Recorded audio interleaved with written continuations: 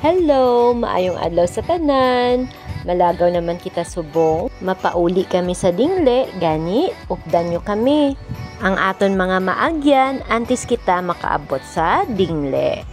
So, diri nga part, this is going to Tagbak. From Haro, magpauli ka sa dingle, kag kung makommute ikaw, makadto ikaw sa Tagbak Terminal, kag magsakay sa jeep.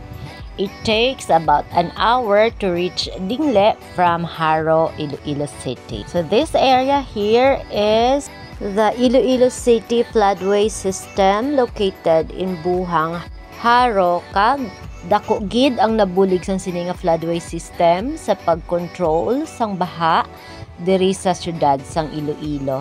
Madumduman ko sang una sa Tabuk Suba sa Haro, kada magtaas ang tubig sa Haro River. Grabe na dayon ang baha sa Tabuk Suba, labot sa bunkers, kag iban pa nga mga lugar. However, after this was constructed, na limit na because syempre na divert ang tubig diri sa floodway system. Ara gali nagasunod sa amon likod ang amon subang.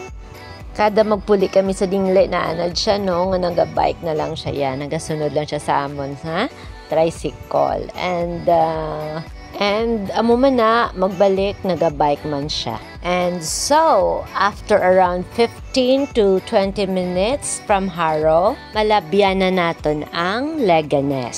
So, this is the Leganes Plaza. And of course, after sa plaza, ara dira ang Leganes Church. Ginadagsa gid ini sa mga devotees kung Domingo, kay diri kita nagapalapak kag nagasimba. Kag this is a busy street every Sunday, damo na diri nagapaninda, damo nagadagsa nga mga devotees kag nagapang-relief sa Leganes.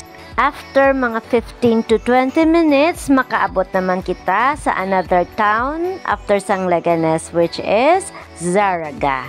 So Zaraga naman niya is known for the Pantatan or Pantat Festival. As you can see, damo mga baliga nga pantat sa kilid sang dalan. Okay, so this is Zaraga Plaza. Kung magliko ka dara sa tuo, that is going to Dumangas and Barotac. So, dira magliko ka sa Wala, that is going to Pototan and Dingle. So, we are approaching now the Zaraga Church. Then, sa tupan na dira, syempre may school ina dira. So, this is Zaraga Church na from Zaraga. Medyo malawig ang aton nga travel bago naton malabot ang next town, which is Pototan. So, ang manami naman diri sa Zaraga, ang mga tanom sa palibot. Ari na diri ang bougainvillea, damo na diri baligya nga mga bulak sa kilid sang dalan. So sikat ina diri ang bougainvillea na ara, damo bougainvillea. Dira ako nakabakal tag 50 pesos per pot. Na kanag ni nami na dira balaga pala mulak ko nga balang akong baklon ko na ya balang nga dogo untat ta saya bulak.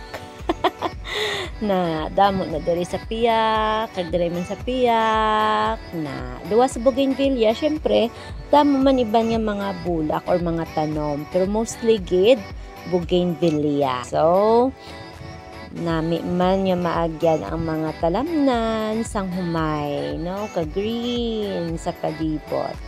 Amo ning nami magpuli sa uma kay tungod sang encounter with nature, kay kanami gid sang mga maagyan. And pag-abot namon gali sa Pototan, nagaulan na.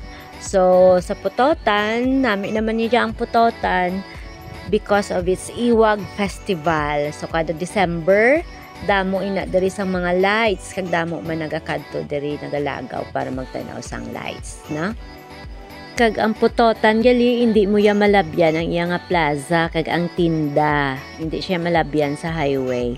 So, syempre, kay ang aton nga dalan sa highway lang, hindi kita makasulod sa ilang plaza. So, after Pototan, next na nga town is Dingle. So, welcome to Dingle. Amo gini ang masumalang sa imo, maga-welcome sa imo pag-abot mo sa Dingle. This is Dingle Plaza. And of course, the Dingle Church, St. John the Baptist. Okay, nag-iinulan na, hindi naman namin aton video. So, welcome to Dingle. Thank you for watching. And don't forget to subscribe, like, and share.